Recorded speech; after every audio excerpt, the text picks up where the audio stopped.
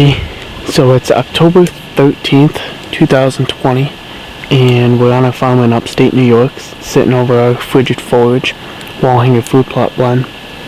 And tonight we're going after our number one buck we call Zeus. We had 2 encounters so far within this year in the plot that we're hunting right now. And one was on the 5th of October, where we had to pass him at 40 yards because he came in a little bit on edge. Something made a noise behind me, and then he pinpointed pretty much my tree that I was in, and he was really on edge.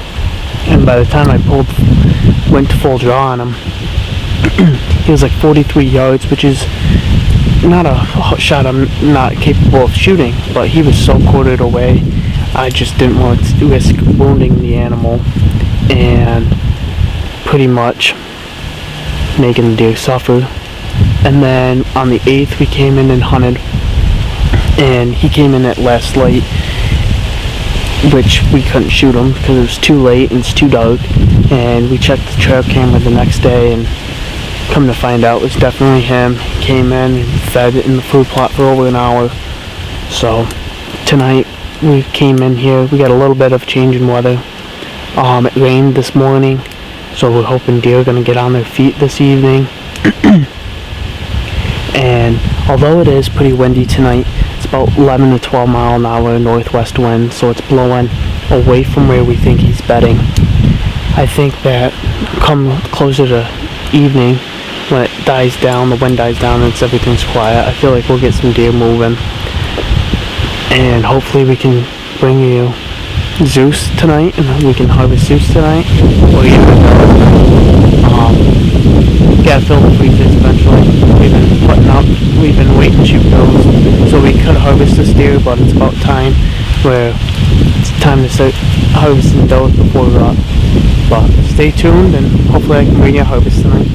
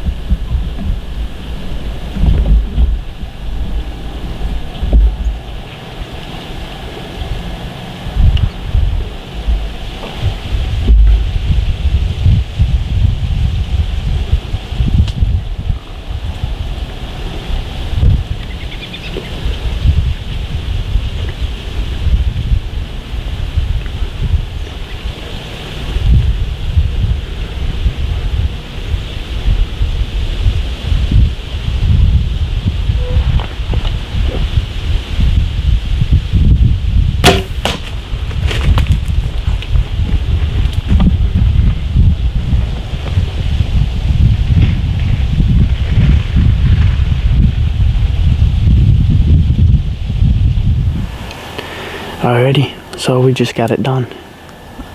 I was just able to harvest my first doe of the year, and I'm very blessed to be able to do the things I love and come out here and be able to provide for the family. But so I had 3 doe come in earlier, and they stopped about 60 yards, and then they turned around and walked back to their beds, and it was probably about 25-30 minutes ago, I'd say. And then probably 10 minutes ago, I had that doe I just shot come into the plot, hit the scrape real quick, and then it was feeding around in the frigid forage.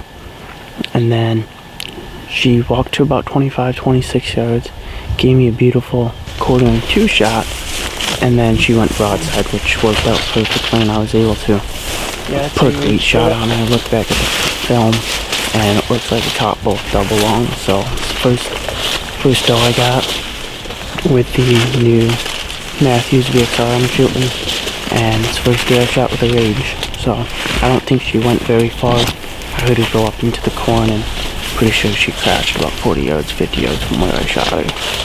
So we're gonna continue to sit the night out. Not too much longer left, but don't want to spook anything coming into the plot. And then we'll get down, track her up, and we'll go from there. But I don't think it'll be too hard of a track job with these Rages. But here we go.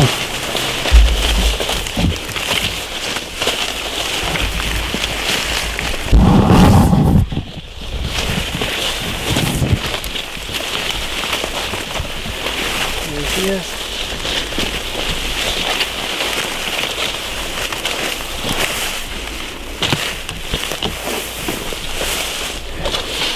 Beautiful.